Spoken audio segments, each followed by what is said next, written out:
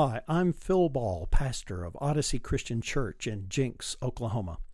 We're part of the Christian Church Disciples of Christ, and we offer a non-judgmental approach to support your personal journey of faith. After the message, we invite you to keep listening for a presentation from our wonderful band. And if you want to experience worship live, we invite you to find out all the details at www.facebook.com/Odyssey CC. When I started working on Avatar, I know that when we saw it in the movie theater, it really impacted me. And this is one that took the longest to do. It would be appropriate because it's the longest movie, but it was the most difficult for me because of just my own journey. So having said that, in Hinduism, an avatar is the deliberate descent of a deity to earth, or the descent of a supreme being. And it's mostly translated into English as incarnation, which we've all heard before in Christianity, but more accurately as appearance or manifestation. And so we could say that from that perspective in Hindu theology, Jesus was an avatar. Okay, that's what the church has tried to say about who Jesus was. That when you saw Jesus, you saw God. And so that there's that incarnation. And it's important to get into that concept because there's a lot of jumps back and forth, in my opinion, in this whole movie thing. So then I need to say one more piece. The word reconcile for me is kind of a $50 church word. But to reconcile something is, well, you could say that you can reconcile your budget, but it's to establish or reestablish a close relationship between two parties. One party being how much you spent, the other party being how much you got in. And you're trying to reconcile those two between, how much you went out and how much came in. And St. Paul talked about Jesus as who reconciled us to God. Or that is, God who reconciled us to himself through Christ, and given us the ministry of reconciliation, that is bringing us together, so that you've got this interaction between the divine and the human condition. And that's the concept I'm trying to get you to adopt in your brain that we're talking about, where it talks about Christ. In Christ, God was reconciling the world to himself, not counting their trespasses against them, but entrusting the message of reconciliation to us. So that Christ is God's avatar, putting us in harmony with God. And so use that kind of as a thing. And I want to say that all the way back, as far back as I'm going to call it before history, in the Hebrew Scriptures of the Old Testament, we hear how the humanity is trying to make contact with God, how to interact with God. And one of the things that came over me as I was reading a lot of Old Testament texts is they did it through burning up stuff. It's just good. Anyhow, so, but I thought I would just, pop that next slide up there, Joe, is to talk about this. This is an ancient process of the human experience of trying to have some kind of interaction with something that is beyond us, whether you believe as a force or a power in life that exists beyond observable, rational, discernible capacities, or if that abstract invisible power is real. I mean, we all go through deciding that one way or another. Then how do we make contact? How do we interact between those two things? What role does this power have in our lives? These are just human experience questions that we all go through at some place or another. And at what realm does this power exist? So that whole thing is there. And this is ancient story about Noah, which is prehistory. Only some religious literalist conservatives would ever think that it ever happened, and they go hunt for the place where the ark is, spend a lot of money. So listen to this. Then Noah built an altar to the Lord and took every clean animal and every clean bird, which are all ritualistic terms. They don't have anything to do with hygiene, and offered burnt offerings on the altar. And when the Lord smelled the pleasing odor, the Lord said in his heart, I will never again curse the ground because of humankind, for the inclination of the human heart is evil. So that there's this communication that's gone on by burning something and turning it into smoke. Okay, And I will tell you that if you read a bunch of Numbers, Leviticus, and Exodus and stuff, that goes on all the time. And it pleased the Lord to smell the smoke. How do you communicate? That's the point. How do you interact between these two? I guess you could say if the Lord is very close to Yosemite, the Lord's pretty happy. You know about the big fire that's all over everywhere. Yeah, okay, so never mind. But I'm just playing with that. But how is it we touch the divine? That's what I'm trying to get at, and that whole movement. So hold on to that in your brain, because now I want to launch into the story. So here's the story of Avatar, the movie. By 2154, in the year of our Lord, humans have severely depleted the Earth's natural resources. The Resources Development Administration, the RDA, doesn't that sound good? Mines for a valuable mineral, unobtainium, on Pandora, a densely forested, habitable moon orbiting the gas giant Polyphemus in the Alpha Centauri star system, which it only takes about 6 years to get there, and you have to go in cryogenic and all this kind of stuff. Okay, so Pandora, whose atmosphere is poisonous to humans, is inhabited by the Na'vi, 10-foot-tall, blue-skinned, sapient humanoids who live in harmony with nature and worship a mother goddess called Ewa, E-Y-W-A. Okay? To explore Pandora's biosphere, scientists use Na'vi-human hybrids called avatars, operated by genetically matched humans. Okay? They build an avatar that's genetically matched to the person who's going to run it. Okay? Now, the primary male character is a guy named Jake Sully.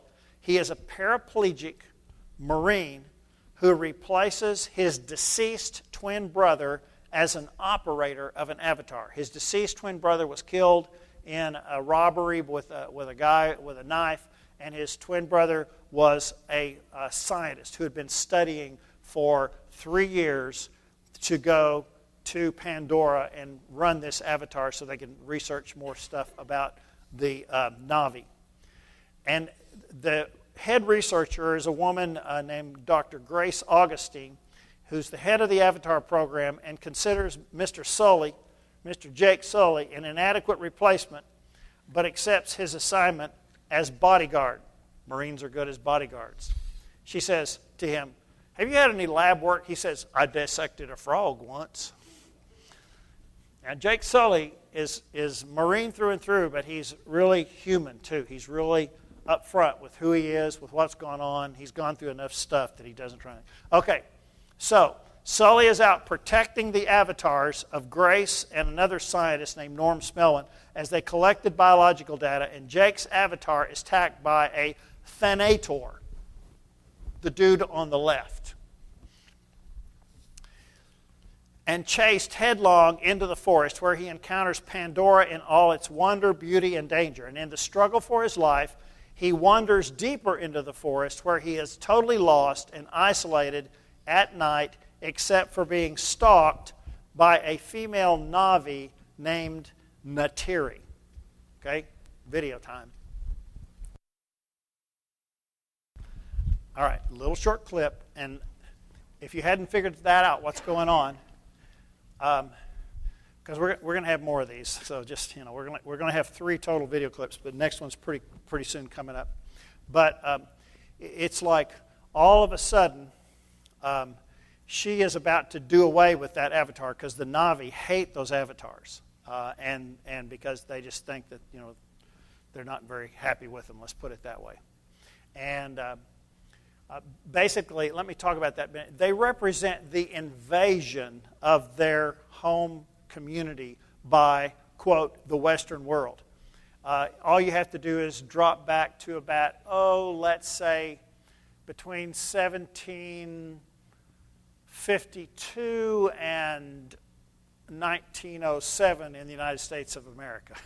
And you get what it meant to be a Sioux or a Navajo or a Cherokee or a Creek or all the people that say Ulysses S. Grant as president forcefully moved from their homes in Georgia and Mississippi and Florida to Oklahoma and all that kind of stuff. You get a sense after what that's about. And so the indigenous Navi avatars, Navi are not really happy with the avatars at all. And so she's about to do him away. But then what happens?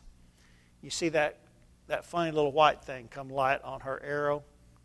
And that funny little white thing represents the purest seed of the divine Iwa floating spirit.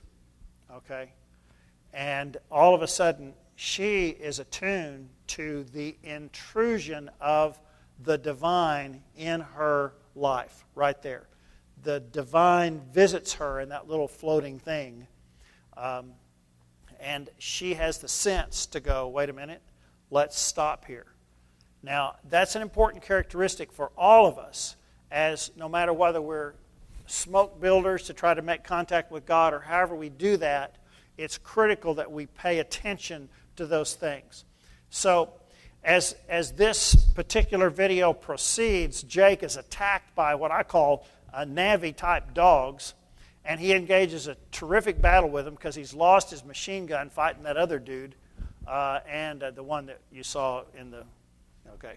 And so he's fighting them off with a stick and some fire and different things, and it goes on.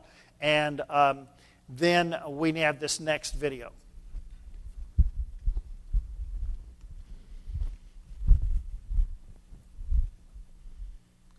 She's killed those animals, and then she's thrown his fighting stick into the water, which he's upset about.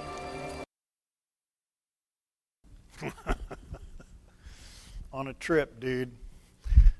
Okay, so there's only one more clip that I have, and it's toward the end. But I needed you to... I'm very interested in all of us that we become more sensitive to how God leads and works in our lives. And for me, this is one of the more dramatic pieces that you pay attention to these things. And both of these personalities represent us as people, because you've got the female Navi who is so familiar with her environment and who's so outspoken and so clear and so directive and so focused, and at the same time she's not closed when something happens in her life, like the little pure spirit's light on her arrow, or she sees that happening. She recognizes that there is an intervention going on. She recognizes that something's happening. And I'm convinced that in our society, we are not conditioned to recognize those things in our lives. But they happen all the time. Like, just a quick example. So this week, I don't know what day it was, Aline, you called me, but I don't know if it was Monday or Tuesday or what day. But so Aline calls me up and she says, well, I just so happen to know this lady that works for Youth Services of Tulsa, and I think it'd be really cool if she could come and make a presentation about whatever. Well, I hadn't even thought about how we were going to deal with that on our dinner and everything, and that just fit right in. It was just perfect. It makes it all happen. That kind of stuff goes on all the time if we pay attention to it. It's not just luck. It's just not good fortune. It's somehow the divine is orchestrating love. The divine is orchestrating new life. And it's not to say that all warfare and all conflict is gone. That is not the case at all. But what happens is, in the process of our lives, new life gets happen, and so that Natira, the female, pays attention to that. But Jake also, it's obvious he's not quite as sensitive about some things maybe as some other people would be. That he this new activity, he tries to shake off these things like they were mosquitoes. And push him back, and she has to re-image himself. She stops that. But then he gets it. He doesn't just continue on in his blindness, if you would. He responds, and he listens, but he's persistent. That's another really important characteristic. He doesn't give up. He's stubborn. and he keeps moving on things. And I feel like that there are so many personality characteristics that we can learn from in our own lives, that we don't just give up because it's hard or because it's easy or because he's rejected. He chases her. And only when she begins to completely reject him and send him back into the forest by himself does the intervention happen. And the intervention happens, and then what she does is take him to her home base and introduce him, and then he goes through some qualification activities. But the point is that I think that all of us are asked to be stubborn in that respect. All of us are asked to be stubborn in faith and movement, and that you move forward in that. We don't, and the things that don't fit our preconceived notions, we stay open to them. It doesn't matter that we buy them or not buy them, but we stay open to them. Okay? Next slide, I think. Yep, that's the one I wanted. And when they went and woke him up, saying, Lord, save us, we're perishing. And he said to them, why are you afraid, you little faith? And then he got up and rebuked the winds and the sea, and there was a dead calm. And they were amazed, saying, what sort of man is this, that even the winds and the sea obey him?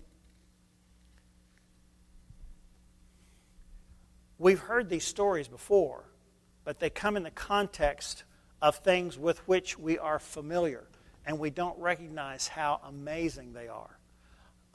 The Gospels are full of these kinds of amazing stories. And if God, who does those amazing things as Christ the Avatar, God continues as a live person, as a live spirit, to move in our lives with new paradigms of awareness, new possibilities, new hope, new understanding. And that is so important because there's all kinds of newness that goes on in this movie, as there is, I believe, the possibility in our own lives. Okay? Now, evil's narrow and selfish vision comes along, and it's always, it seems to be in human history, versus love's inclusive embrace. Colonel Miles Quatrick, head of the RDA's private security forces, promises Jake the company will restore his legs if he gathers intelligence about the Na'vi and the clan's gathering place, which is a giant monster tree called Home Tree, on the grounds that it stands above the richest deposit of unobtainium in the whole region. Wouldn't you know it? And so over 3 months, though, what happens is that Jake begins to adopt the values of the Na'vi and their ways and their relationships and what's important to them. Because I'm convinced that those values are the values that I see represented in the New Testament. Their values of intimacy, their values of care, their values of working in harmony with your environment. There's all kinds of pieces that are there that are so important. Okay, and then he begins to be claimed and initiated into the tribe. He and Natiri choose each other as mates. Oh, and just watching that go on is really cool. Because, there's a certain flying varmint that they ride in this movie, and I don't know the name of them, but that's not important. I just call it a flying varmint because, you don't see those many of them around, so they might as well be varmints. But the way the story goes is that you have to choose the varmint, that particular one, and the varmint has to choose you. Well, it's kind of like getting married, ain't it?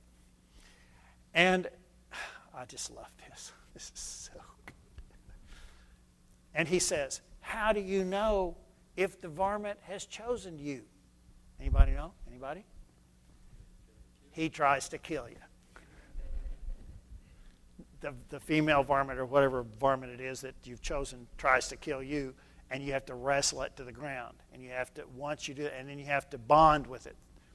They have this little bonding thing goes on. Okay. So, man, ain't that the truth about the people you love, they try to kill you. And you got to wrestle them to the ground, okay? And then you work out an agreement, okay? You work out a bonding kind of a deal goes on there, okay? So they go through all this, and they choose each other, and then Jake reveals his change in allegiance back to Colonel Quatrock, and I won't go through the details of it, but the administrator, I love the name of this administrator, Parker Selfridge. It's because all I can think of is the self. And they decide to destroy Home Tree, which they do. They destroy Home Tree. They kill Natiri's father, who's the clan chief, and many others. And then they feel like Jake has betrayed them. And you go through all kinds of pieces there. And so they go to the sacred Tree of Souls as a refuge. And, I mean, it's just like the coolest thing. It's just a big tree of light.